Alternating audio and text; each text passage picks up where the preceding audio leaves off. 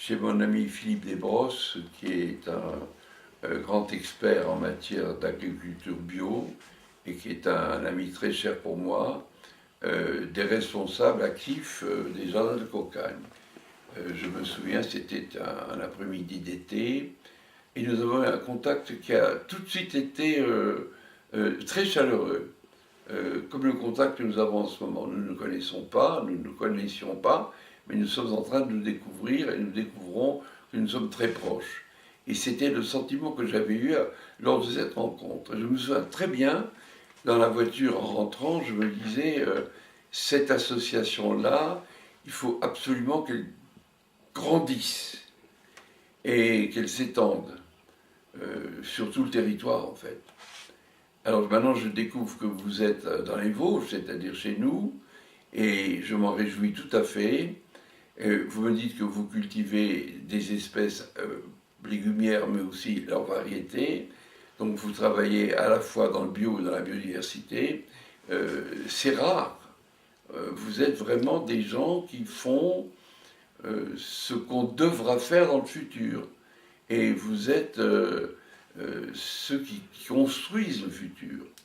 Alors on dit toujours la société civile, c'est par elle que se feront les changements. Je crois que c'est tout à fait vrai. Et je ne peux que souhaiter que le parrainage que vous me demandez soit fructueux pour vous, et pas pour moi, mais pour vous. Je suis le parrain ici de cette maison où nous sommes, parce que j'ai bien connu Robert Schuman, qui était pour moi comme un deuxième grand-père, qui était un homme formidable, parce qu'il avait une vision. C'est ce qu'on demande à un homme d'État. Et c'est ce que les hommes d'État actuels n'ont pas. Non, pas du tout. Et cette vision, j'ai vu que vous l'aviez aussi pour votre futur. Vous savez où vous voulez aller, vous avez un projet, très beau projet, que j'ai bien compris, bien expliqué, et parrainer un tel projet, c'est un honneur pour moi et pas pour vous. Donc je suis très ravi. Et puis ravi, ça rime avec Rabbi. Alors, mon ami Pierre, alors j'aime beaucoup Pierre.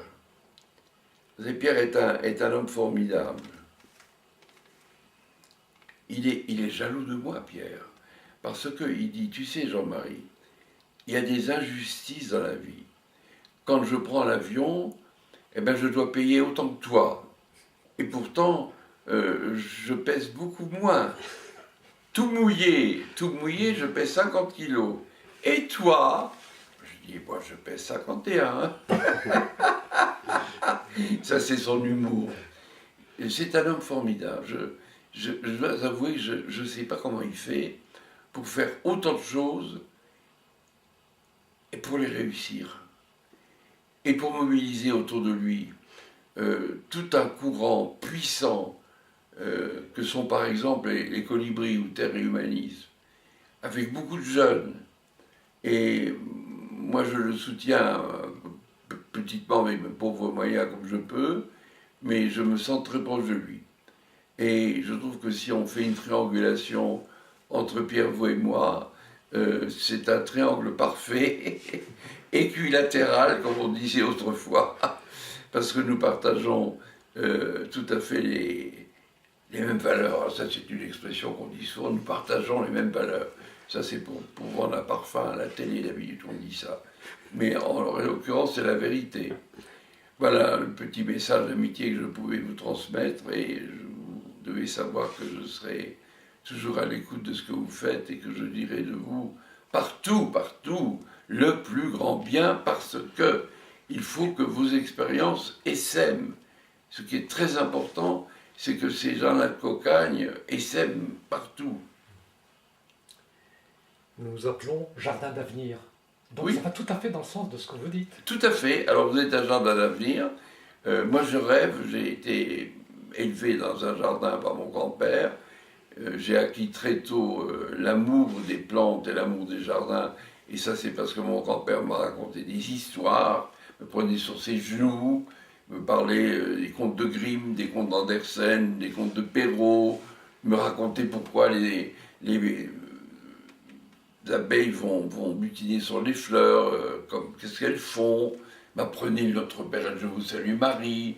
J'ai tout appris.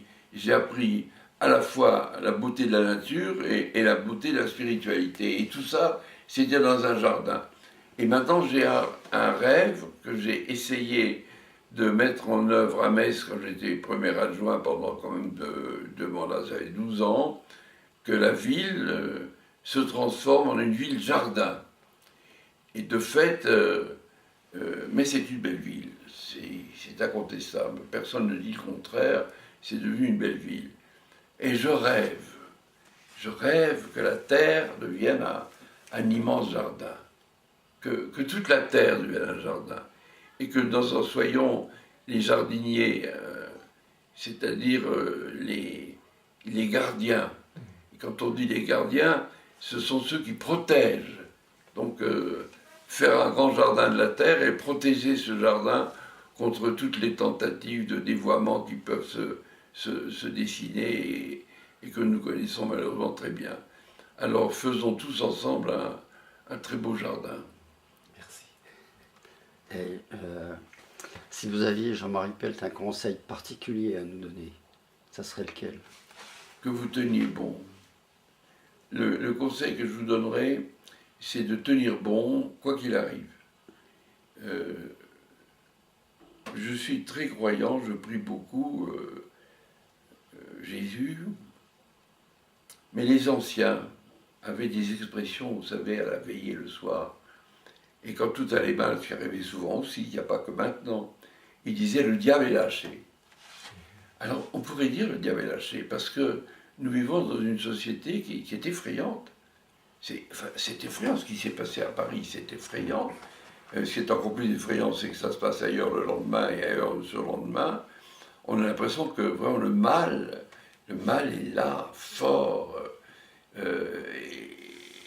Et je sais aussi que nous sommes en manque de crédit, que le pays est devenu pauvre, alors que nous n'avons cessé de dire que nous étions un pays riche. Nous avons fait des dettes énormes, les politiques ont fait des dettes énormes, que les enfants vont rembourser. Alors maintenant, il faut se mettre au pain sec. Les collectivités locales n'ont plus beaucoup d'argent. Elles étranglent les subventions aux associations. Donc les associations peuvent se dire, bah, c'est foutu. Alors surtout ne dites pas ça. Alors surtout ne dites pas ça.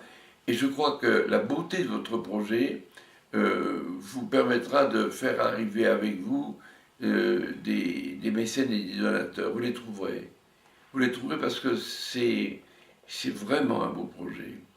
Et vous avez ce qu'il faut pour réussir malgré les difficultés. Donc il faut tenir bon. C'est ça le conseil que je vous donne. C'est un conseil que je me donne à moi-même. Vous le comprenez bien.